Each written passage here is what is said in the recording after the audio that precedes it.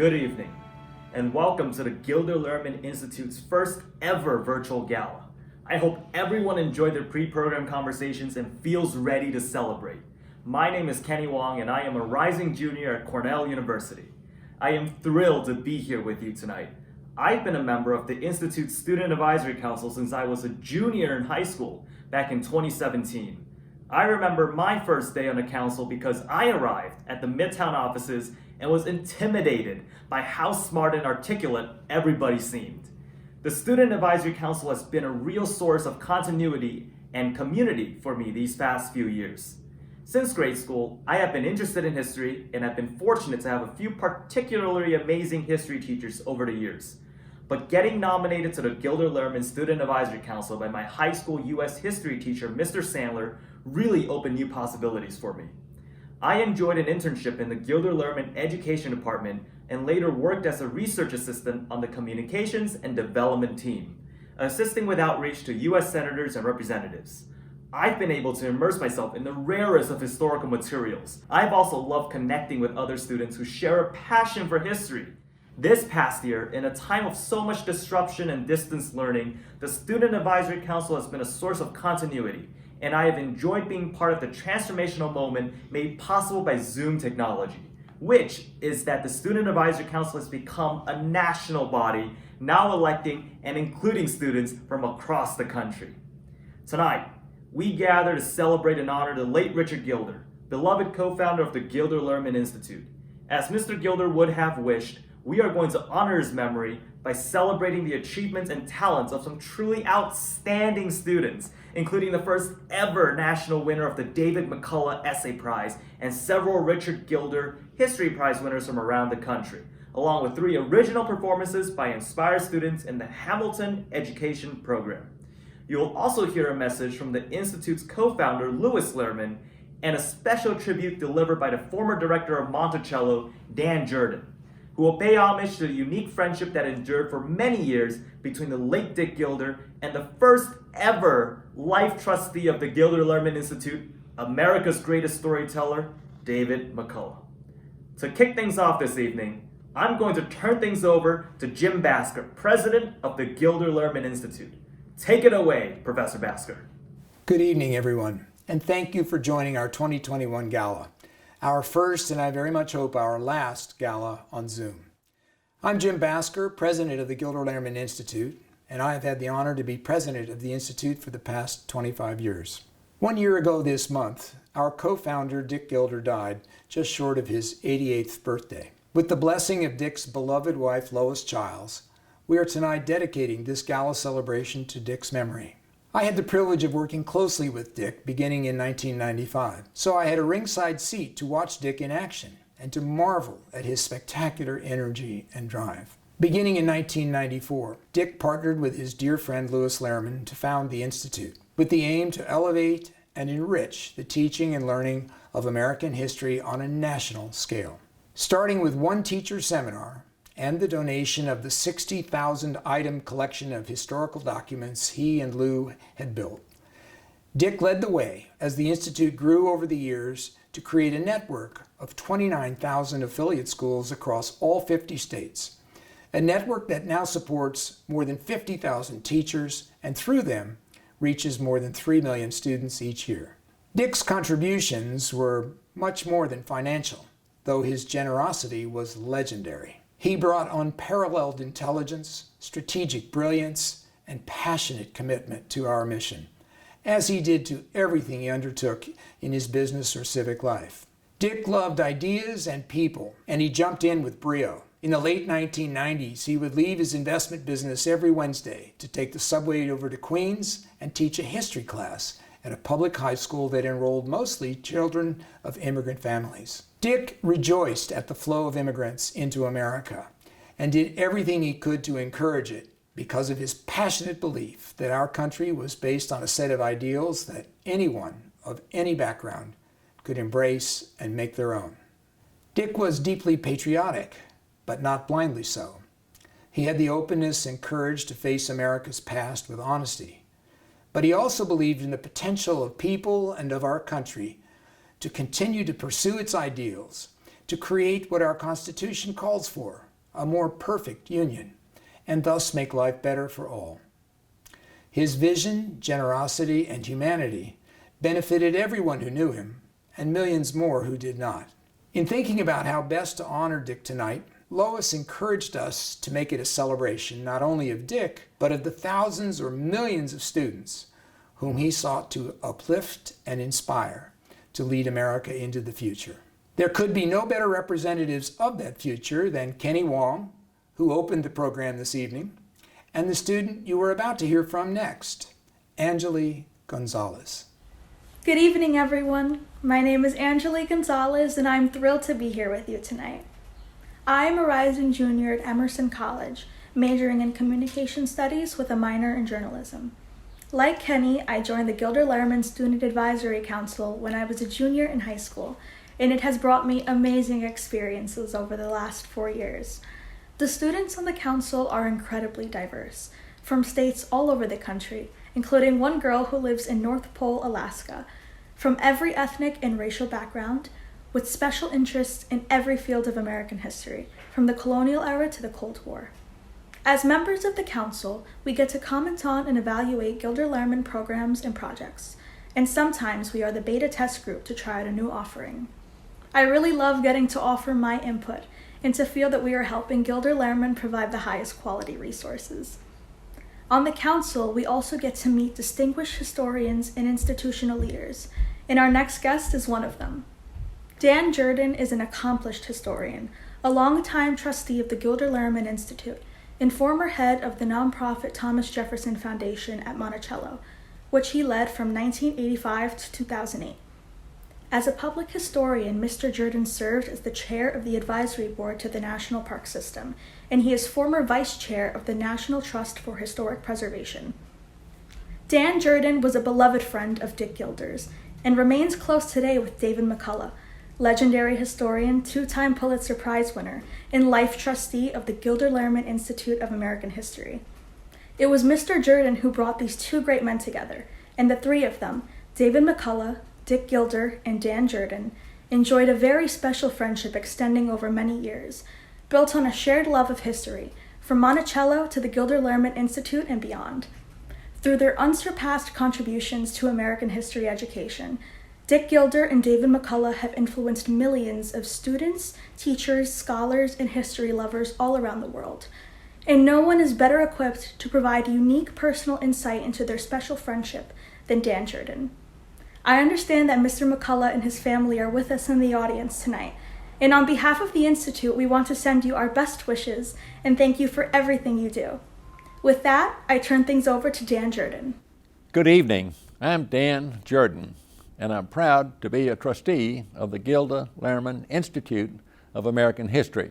We gather tonight to celebrate the memory of Dick Gilder. As part of our tribute, Jim Basker asked me to talk about Dick's remarkable friendship with David McCullough. Two great men, Dick, who loved American history, and David, who is America's historian. My wife Lou and I have had the pleasure of being a close friend of David's for 35 years. And of Dick's for over 30. Dick and David first met as trustees on the board at Monticello, the home of Thomas Jefferson, during my tenure there as president and CEO. In addition to their love of American history, their commonalities are many. They were about the same age. They were both true blue, loyal Yale alums. Dick in the class of 54, David in the class of 55. And speaking of Yale, several times I've heard David express his highest regard for Lou Lehrman, class of 60, and Dick's co-founder of the Gilder Lehrman Institute. More commonalities. Dick and David were both honored in their hometown. Dick had a street name for him in New York City, and David a bridge for him in Pittsburgh. Dick and David shared the common blessing of extraordinary wives who were smart, strong, engaged, loyal, and who made them better. Dick with the amazing Lois Childs, truly a rock of support and love. and David with the equally amazing Rosalie, whom he calls, quote, the chairman of the board. Dick and David both believed that being a trustee was a serious responsibility. Dick once said famously, "The only reason to be on a board is to do something big." David loved that quote and used it in a speech with credit to Dick. It's been said that Dick Gilder was, quote, always game for a big idea. The same could be said about David, whom I kidded as being proprietor of the McCullough Idea Factory. Two quick examples. The first was when David spoke up during a slow meeting of the Monticello board and said, "I've been looking around this room and all I see are gray hairs, few hairs, and no hairs. We need a youth movement." Dick jumped in. "David's right. And I know two young men in their late 30s who would make great trustees." A third was added quickly, and we had our youth movement. It didn't hurt that two were billionaires, and the third was headed in that direction. A second example of the power of ideas with these two men was when David told the board the sad story of how Princeton's publication of scholarly editions of Jefferson's papers had slowed to the point that, and this is his quote, "a snail's pace would be an exaggeration of its speed, and that Monticello should do something about it." Again, Dick spoke up and stated emphatically, "If we don't do what David said, this board should disband and go home." When the trustees broke for lunch, I said to Dick, "That was quite a statement." His response was, "I was just throwing out red meat." David's big idea and Dick's red meat worked. We struck a deal with Princeton. Up front and very quickly, we raised the $20 million the project required. We hired 10 scholars and a gifted editor, and the game was afoot. Meanwhile, on the back of a napkin, Dick figured out a wasting fund, so the money would run dry exactly when the project ended. This spring, Monticello published its 17th volume with Princeton. Again, thanks to David's big idea and Dick's red meat. There is a sequel, little known but globally important. David was truly jazzed by the project. He looked ahead. He and his pal, that's David's word, his pal Ted Kennedy, walked the halls of Congress and raised millions of dollars to digitize the papers of Jefferson, and, as I recall, also of Lincoln, Frederick Douglass, and another notable or two. Think about it. Almost anyone, almost anywhere in the world can now access these treasures. Thanks to Jim's recruitment, David joined the Gilder Lehrman board and has been the featured speaker at many of our events. Dick, of course, was also master of the art of public speaking. And when did you ever see either Dick or David use any notes? Lou and I have had the pleasure of spending many a long Labor Day weekend in the company of Jim and Angela with Dick and Lois in Maine. These trips often featured an evening's visit from David and Rosalie, who came over in Dick's boat from their home near Camden. Lois is a master hostess. The evenings were magical, and can you imagine the conversations?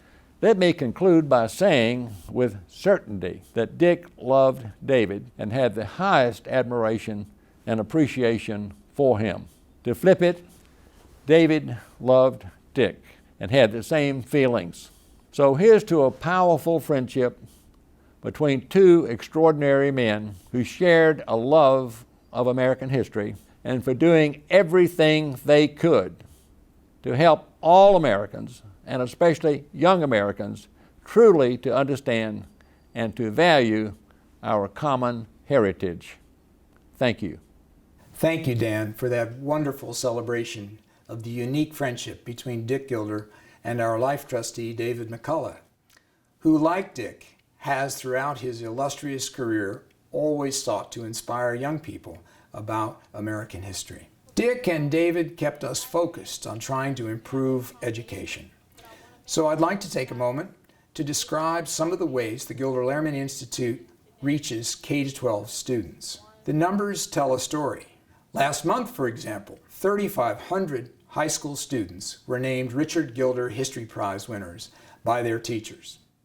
Along with the honor of the prize, each winner received a specially inscribed book and was elected to our National Academy of American History and Civics, which brings exclusive eligibility for scholarships at a cohort of colleges that partner with Gilder Lehrman, as well as the opportunity to compete for a $10,000 essay prize and much more. Each semester, between 2,000 and 3,000 elementary, middle, and high school students take free classes in our online history school. Since last May, 21,000 families have signed up with Gilder Lehrman to enable their children at home to participate in the Hamilton Education Program online. More than 5,000 teachers have brought the Hamilton Education curriculum into their classes over the past year, giving more than 400,000 students access across all 50 states. Posters depicting the Boston Massacre and African American heroes are going out to 6,000 history teachers to be put up on classroom walls where more than 600,000 students can examine them. This academic year, more than 1 million high school students have used the Gilder Lehrman online study guide to prepare for the AP US History exam, the highest number ever. To build this educational enterprise, Mr. Gilder partnered with Louis Lehrman, an equally extraordinary man in his own right. While building a successful career as a businessman, civic leader, and philanthropist, Lou also established himself as an historian and writer, producing such important books as Lincoln at Peoria and Lincoln and Churchill, Statesmen at War. Lou partnered with Dick beginning in the late 1980s to build the Gilder Lehrman collection, to establish the $50,000 Lincoln Prize, which is now in its 31st year, and from 1994 to lead the Gilder Lehrman Institute and oversee the development of its many programs. Now, to present a special message from Lou Lehrman, I turn to his son and fellow trustee of the Institute, Thomas Lehrman. Good evening. My name is Thomas Lehrman, and I'm happy to share these words of my father with you on the occasion of the Gilder Lehrman Institute Gala. You all know how much our work together in this common cause means to him, and we are grateful for your continued support. Imagine now my father's unmistakable presence and voice before you. Distinguished friends of the Gilder Lehrman Institute, we at the Institute find ourselves grateful to you for so many things: your investment, your encouragement, your belief in our educational purposes. We gather tonight to celebrate American history, one of the greatest stories ever told. We gather especially to honor my co-founder of the Institute, Richard Gilder, and David McCullough, the most senior director of the Gilder Lehrman Institute. My dear friends, you know well how dedicated we are to the study and teaching of American history. We truly aspire to the goal that every American citizen of whatever age will know and embrace the priceless patrimony we have inherited from generations past. Let it also be said that we are committed to this mission unselfconsciously because we believe that the study and teaching of American history is one indispensable moral formation of confident and responsible American citizens. Dick Gilder and I, both history majors at Yale University long ago, deeply believe that the teaching and study of American history must be the sesame which opens the garden path to every immigrant and citizen, so that each can become an American in full, and thus the reason we founded the Gilder Lehrman Institute of American History. Thank you very much. Thank you, Thomas, for bringing Lou's voice into our gala tonight. Very shortly, you will meet two more exceptional students who have been part of Gilder Lehrman for several years and who represent the kinds of achievement that are possible when young people are given the right opportunities. Marcia Darbus of Columbia University and Stephen Niarco of Harvard. But first, a short interlude. Like every organization, the Institute has faced unprecedented challenges during the pandemic. But for us, thanks to the adaptability and relentless effort of our staff, it also brought a silver lining and some programmatic innovations that I don't think we will ever go back on, as you will hear in this short video. Last March, K-12 education faced a critical moment. Students, teachers, and parents needed high-quality programming and resources for the abrupt transition to remote learning. Like many educators, I felt as if my classes were stolen from me in March. Our school abruptly closed in mid-March, and all our teachers were forced to adapt almost instantaneously. The Institute sprang into action, creating several brand new digital programs designed to help students, parents, and teachers in need. Gilder Lehrman essays have been a way for me to get a change of pace and a change of medium because they express reliable, accurate information, but in a different way that is more accessible for me, and it makes it easier to understand the material. Welcome to the Hamilton Education Program Online. First, the Institute worked with the producers of Hamilton to create EduHam at Home, a digital version of the Hamilton Education Program designed expressly for online remote learning. Hello and welcome to Inside the Vault. This was followed by two very popular online programs that continue to this day. Inside the Vault, which offers a first-hand look at the rare and unique documents in the Gilder Lehrman collection. I love that I could attend a session and take that knowledge and share it with my students the next day. And Book Breaks, where renowned historians discuss their latest works in live weekly conversations. I've had the pleasure of listening to some of those conversations by scholars I admire, people like Annette Gordon-Reed and Eric Foner, and I had the opportunity to be a featured author in Book Breaks this past spring. The series has enabled us to connect with readers in an era of social distancing. Next, the Institute created the Online History School, an exciting new initiative designed to fill critical learning gaps for K-12 students after schools closed. This ongoing program features resources created by award-winning historians, such as Henry Louis Gates Jr., and sessions led by National History Teacher of the Year award winners. I've gotten to teach online history school this year. I'm getting to meet lots of new and different and creative students, and my students are getting to meet new teachers. Since March 2020, Gilder Lehrman Institute has reinvented the delivery of its programming, created new resources, and increased the number of people we serve. Looking ahead to our shared future, a great opportunity will continue to exist for high-quality digital as well as in-person learning of American history and civics. We're living in very interesting times right now. This is a very pivotal opportunity to really get young people to see the world differently. The Gilder Lehrman Institute will remain committed to meeting the learning needs of teachers, students, their families, and all Americans. Our students today will be our leaders of tomorrow. Our goals of ending historical illiteracy and promoting civic engagement will help those leaders create a better America for all of us and for our children.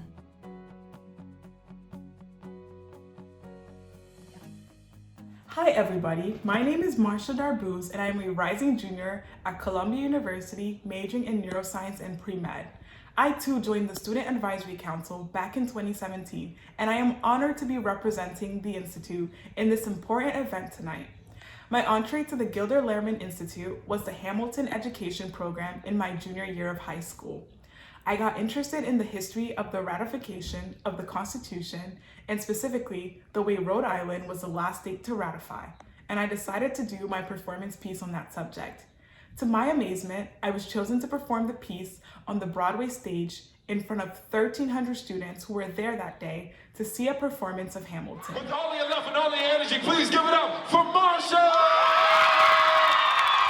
Everybody in this place.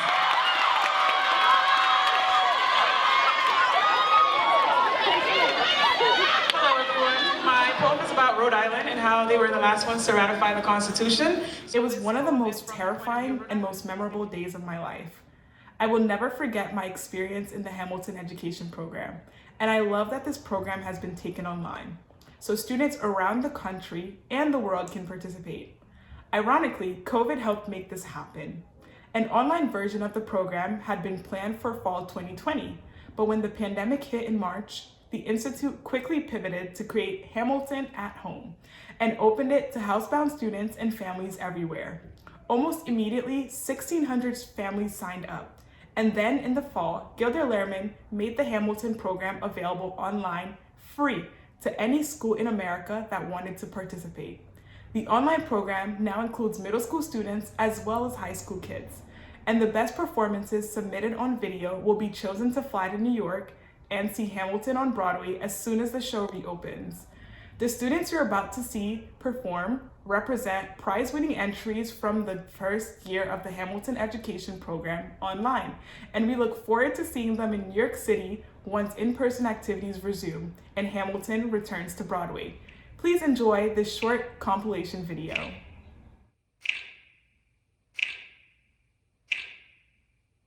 Dear Sirs of the Continental Congress, I am writing to you once again to inform of our sufferings here that you elect to ignore. As our chosen representative, some respect us due. If I'm remembering correctly, we elected you. It's been nearly a month since I sent my last letter. Received hope for reply for supplies even better. You're naive as Cindy Lou, treating us like poo. So don't get us wrong, cause we will end you. So here is a draft, an unfinished piece. I need some requests for conflict to decrease. We didn't want war, but we know it's an option. Make the right choice, cause we'll come a-knockin'. Okay, Tommy boy, please sit down. My name is John Dickinson, and I know how. Give me a pen and a nice cup of tea. Let's get to work and rewrite some history. I'm a Federalist, that's something I chose to play a part in. Well, pardon, the Anti-Federalist is the group my heart's in. The Constitution is great. And the Articles are better. I can't believe this feud is because of a stupid letter. Federalists and Antis, that's how we were divided. I'm a Federalist, that's the group I chose to fight in. The one I'll be outrighting. A pure democracy is something that people will go on strike. Well, as an Anti-Federalist, I disrespectfully disagree. Where on our side is the place to be. I challenged Hamilton to a duel. I was just stating my opinion. He deserved what he got. Freedom of speech. He accepted my challenge. I knew I'd win. He knew he might be shot. An unknown man from nowhere, and he's welcomed with open arms. I had such potential before he caused me harm. That was fantastic. Congratulations to these talented students, and thank you to all the students, teachers, and families who utilized the EduHam online program. My name is Stephen Yarko, and I'm a graduating senior at Harvard University, majoring in economics. I joined the Student Advisory Council back in high school, and I found it so meaningful to stay connected to the Institute, even while I'm in college. While I don't have as much time to take history courses these days, the Council has been a great way for me to stay engaged with history and continue learning. It's been inspiring to meet a new guard of bright and talented students who join the Council each year, and I enjoy helping to mentor some of these very promising kids. This speaks to one of the most profound aspects of the Council. It's a community of student scholars, providing serious input for the Institute's planning and programming. It's not common for students this age to meet successful adults who take such an interest in you, your ideas, and your future plans. Being a part of the Student Advisory Council has given me new perspective and an important platform for sharing ideas with people to whom they matter. In our next segment, we're going to hear from some rising stars in the Gilder Lehrman family. Each of the students you're about to see won the Richard Gilder History Prize, which is bestowed upon the top student in history by teachers in the Gilder Lehrman Affiliate School Network. There were more than 3,500 students nominated for the Richard Gilder History Prize last year, and in the next 2 minutes, you're going to hear from a representative sample of them. These prize winners are top history students in their class and show every promise of distinguished academic careers ahead of them. Their passion for history brings to life Mr. Gilder's vision for the Institute and what it would do for students.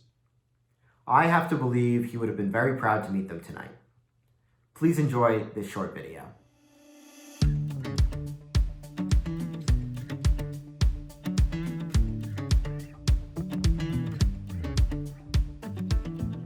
Hi everybody, my name is Drew Rungta and I'm a junior at John P. Stevens High School in Edison, New Jersey.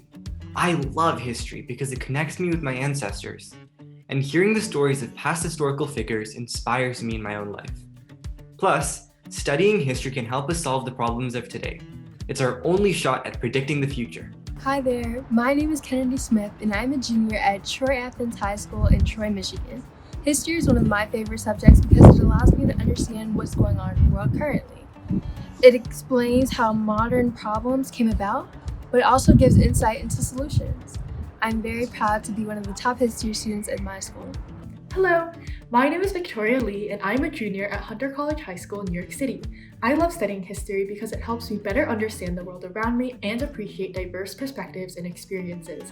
While I haven't started applying to colleges yet, I know that I want history to be part of my studies in the future. Hi everyone, my name is Piper Klein and I'm a junior at Avalon School in St. Paul, Minnesota. I'm so excited to study history in college in a couple of years and take this passion as far as I can go. Being on the Gilder Lehrman National Academy for American History and Civics has been awesome because their college prep sessions give me insight into how my love of history might fit into my college career and beyond. Good evening, my name is Zahara Ferris and I'm a senior at the High School of Telecommunication, Arts and Technology in Brooklyn, New York. I love studying history because it provides the long view. Things slowly advance and evolve, change is inevitable, and people always adapt and move forward. My name is Bryn Taylor, and I'm a junior at Trivium Preparatory Academy in Goodyear, Arizona. For me, studying history is about so much more than just learning about our past. It informs our understanding of the present and shapes our future. The choices we make today will be history for others to study someday. My goal is to study history in secondary education in college so I can one day be a teacher. Hi everyone, my name is Alex Shea. I'm a current junior at Rye High School in Rye, New York, and I love studying history because that provides insight into our modern world and sheds light on current events. I'm proud to say I'm one of my class's top performing history students.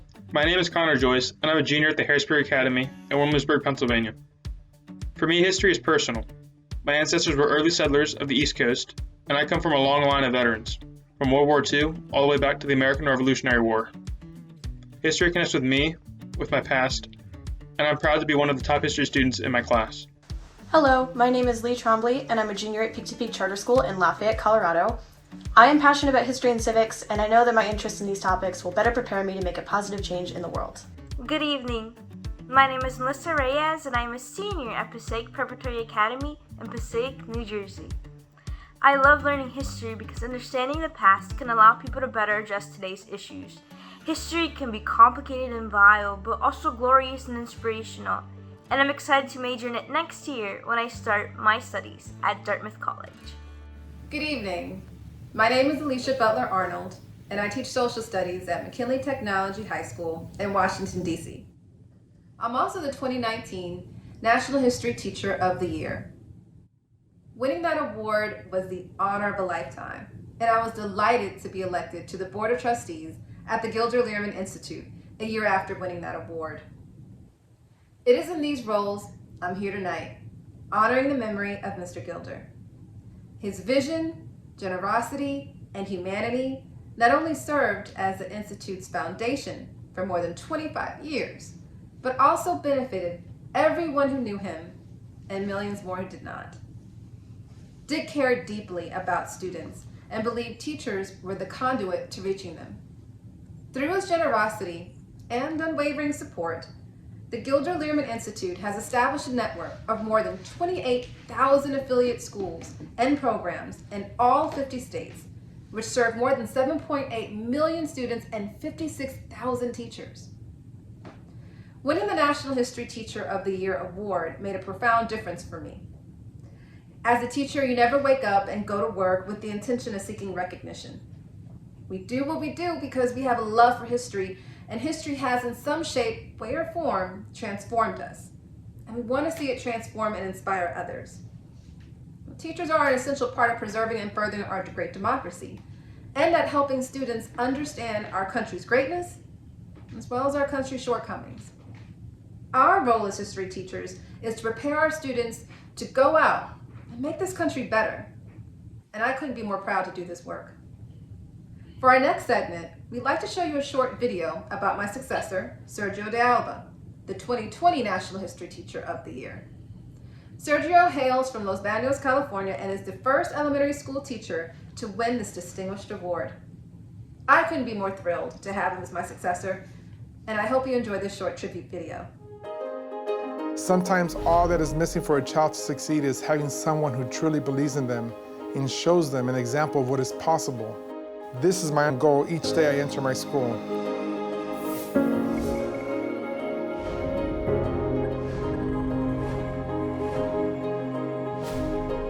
My parents immigrated from Mexico to find the American dream. They were farm workers with an elementary education. My parents worked 12 to 14-hour days to make sure that their children were able to achieve that dream. They have created who I am today. If I can instill the same belief that my mother instilled in her children, it could be the difference between success and failure. My focus as a teacher is social studies and science. I teach 6th grade at RMEN Elementary in Los Baños, California. Now, Los Baños, California is a small rural farming community. My garden program is inspired by this fact. The focus of the gardens is to develop hands-on lessons for all students.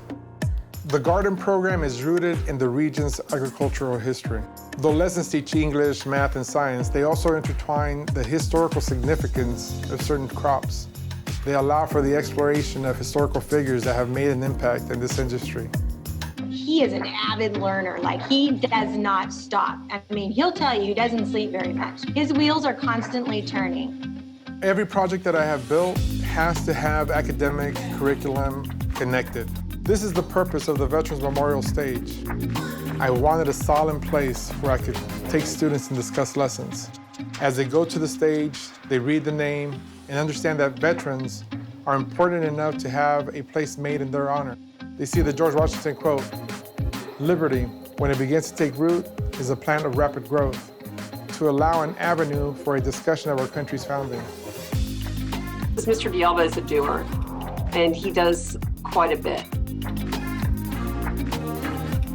He is always on campus, even on the weekends, making sure that he has things ready and planning these lessons that are engaging for students.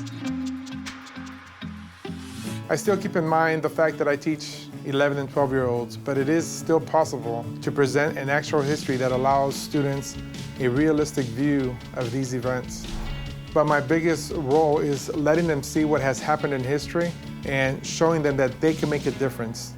Children know. Children know if a teacher is committed to their position and to teaching and working with kids and the community and parents. My focus in these lessons is to create opportunities for students to see connections to their own lives. Work hard, dream big. If you do this, you can always consider yourself a success. Teachers like Sergio touch the lives of countless students every year. They are the lifeblood of the system, and the reason we devote so much of our energy to programs and resources for teachers. Collectively, the teachers in our network reach millions of students year after year. Hello again. Our next speaker this evening is Valerie Gottridge, a senior from the Birch Wathen Lennox School in New York City. Valerie is a national first place winner of our inaugural David McCullough essay contest. She received the $10,000 prize for her essay about the Civil War entitled "No Jews Are to Be Permitted, Understanding the Context of General Orders Number 11. This essay contest was created and funded by admirers of David McCullough, whose books and many contributions have meant so much to the Institute and, of course, to the larger public. In this, the prize's first year, 225 high school students devoted their summer to researching and writing an original essay on a topic in American history. The 225 essays were reviewed by a panel of master teachers from the Institute who chose 22 finalists. A panel of 3 eminent historians read the finalist essays and chose Valerie's as the national winner. We've asked Valerie to say a few words on her essay, including how she formed the idea for it, what the main argument is, and what she'll be doing in the future. I am so pleased to welcome Valerie to our virtual stage so we can hear from her tonight. Take it away, Valerie. Good evening, everyone. My name is Valerie Gottridge, and it is a privilege to be speaking here tonight. I was thrilled to be named the first prize winner of the David McCullough Essay Prize, and now to know that David McCullough is actually with us in the audience tonight is a huge honor. I'm a senior at the Birchwoth and Lennox School, a K-12 school in New York City, and I'm heading to Wesleyan University in the fall to study history and explore other topics in the humanities. My career plans are uncertain, whether academia, archival work, or perhaps museum education, but I can say that my interest in pursuing this kind of work stems from a specific experience I had with the Gilder Lehrman Institute back in 8th grade. I distinctly remember a field trip to the Gilder Lehrman collection. The curators brought out examples of rare historical manuscripts for us to analyze, and we got to do a hands-on project transcribing a World War II letter from an American airman in the Pacific. That unforgettable experience led to my interest in working with historical documents and archives. I used the Institute's resources during high school, both to prepare to take the AP US History exam and more recently through their Digital Volunteers program, which enables students like me to actually transcribe original manuscripts into digital texts that can then be shared in searchable form on the website. When my teacher nominated me to be a part of the National Academy for American History and Civics, I had little idea that one of the outcomes would be to win this prestigious prize and speak here tonight. It means a great deal to me. My essay was on the Union Army's General Orders Number 11, one of the many orders issued by General Ulysses S. Grant during the course of the Civil War. The order was in response to an influx of profiteers and speculators to the Cotton Belt in the early 1860s and a burgeoning black market for cotton. This order was immediately controversial because rather than focusing on speculators, it ordered the removal of all Jewish citizens from the Mississippi Valley. Fortunately, the order was countermanded within a few weeks, but I found it a fascinating topic to write about. I first learned about this episode while reading Ron Chernow's biography of Grant.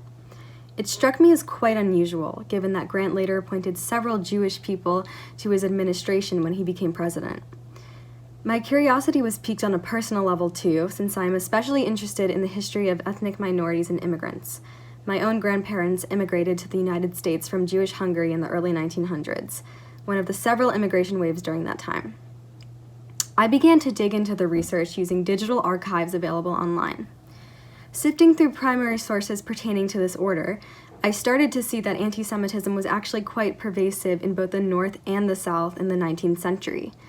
It led me to conclude that General Orders Number 11 were not indicative of some unique bigotry on Grant's part. Rather, they were the culmination of the anti-Semitism in Grant's army, shaped by a wider antipathy in the country.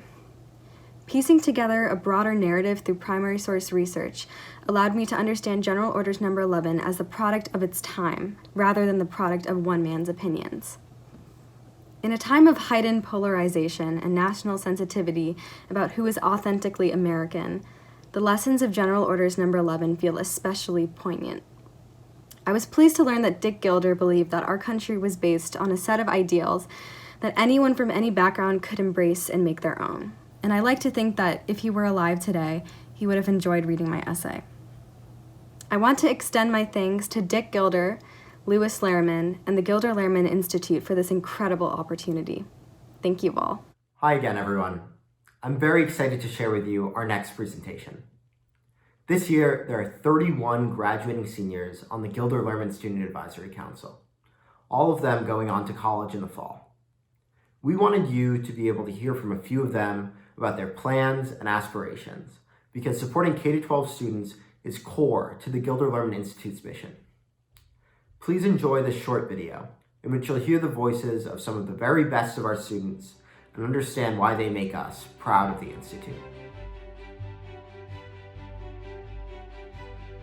I'm thrilled to announce that as a senior, I have officially decided my college next year, and that will be the University of Kansas, and I will be pursuing a degree in marketing as well as journalism.